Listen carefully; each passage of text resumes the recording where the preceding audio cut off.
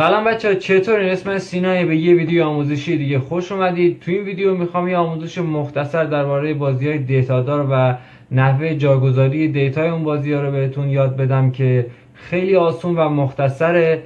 و راجع به اونایی که میگن آقا این بازیایی که معرفی میکنه تو ویدیوهای قبلی مثل همین بازی فری فایر، فایل نصبیش کجاه یا لینک دانلود کجایی که من بریم دانلودش کنیم، اینم بهتون تو ادامه ویدیو میگم. و اگر از این ویدیو خوشتون اومد لایک و سابسکرایبیاتون نره و همینطور که میدونید من تو آپاراتم هستم. بریم سراغ ادامه ویدیو.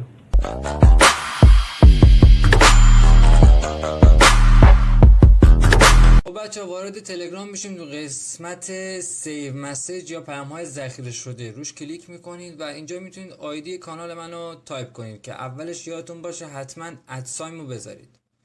خب اینجا ما آیدی کانال رو سرچ میکنیم یا همین تایپش میکنیم که بتونیم وارد کانال بشیم.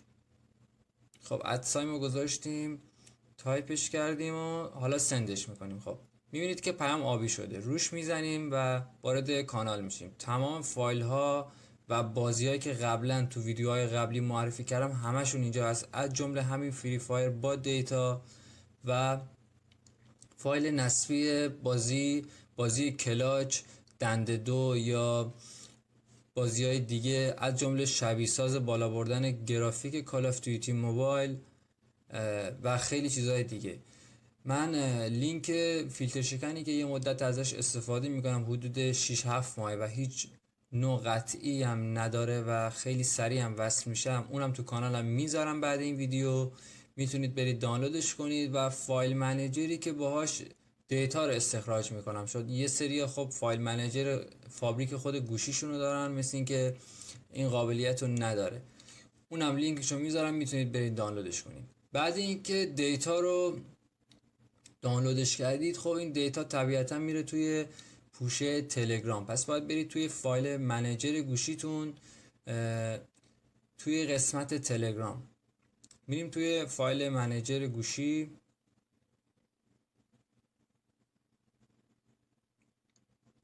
توی پوشه تلگرام پیدا میکنیم.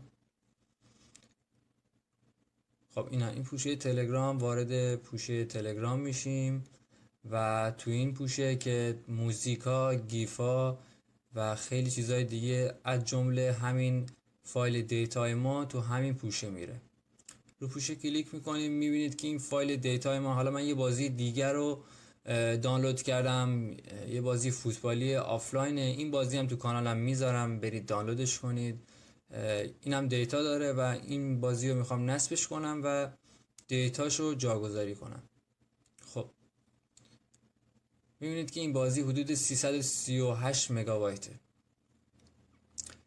این دکمه رو بزنیم استخراج میشه. خب حالا میخوایم بازی رو استخراجش کنیم. معمولا فایل‌ها رمز ندارن، حداقل فایل‌های توی کانال من هیچ کدوم رمز ندارن، ولی یه سری‌ها چون سایت دارن رمز میذارن. رمزشون هم معمولا رمز سایتشونه، یعنی آیدی سایتشون. خب منتظر میمونیم که این استخراجش کامل بشه و 338 مگابایت رو کاملا استخراج کنه. بعضی بازی مثل همین بازی هم دو تا پوشه هن، یه پوشه OBB که توی اندرویده و پوشه دیگه هم پوشه دیتا، اونم توی اندرویده، اما قسمت دیتا که باید جاگذاری بشه. و بازی های آنلاینی مثل بازی های فری فایر که اصلا هیچ کدومشون پوشه به نام دیتا رو نیازی نیست شما جاگذاری کنید، به محض اینکه پوشه OBB رو جاگذاری کنید وارد بازی بشید، خود به خود بازی یه پوشه دیتا میسازه و تو اون پوشه میتونید ببینید که تمام اطلاعات اکانتتون و بازیتون تو اون پوشه است و اگه اونو پاک کنید کلا بازیتون از اول میاد. خب میبینید که استخراج شد پوشه OBB. چطور پوشه های OBB رو بفهمیم که اون پوشه OBB است؟ پوشه های OBB یه پوشن توش که یه فایل حجم توش هست، همیشه هم یه دونه فایله و اون باید انتقال یا کپی بشه توی پوشه اندروید.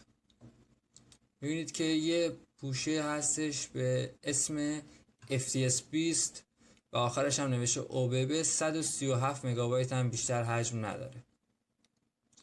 اینو هم میتونید کپی کنید یا میتونید انتقالش بدید.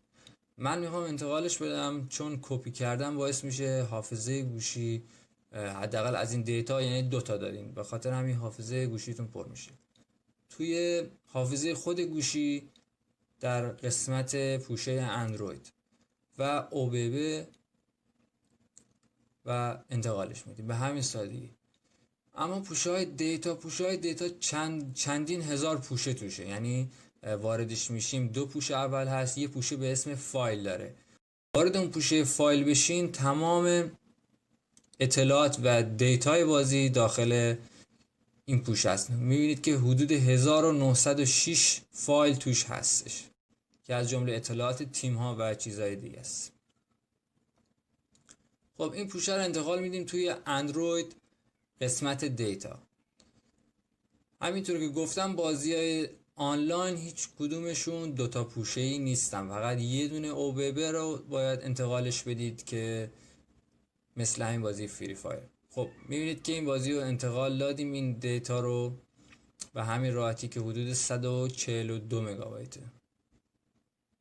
اگه از این ویدیو خوشت اومد کانال منو سابسکرایب کنید، لایک این ویدیو هم یادتون نره. تا ویدیوی دیگه بدرود.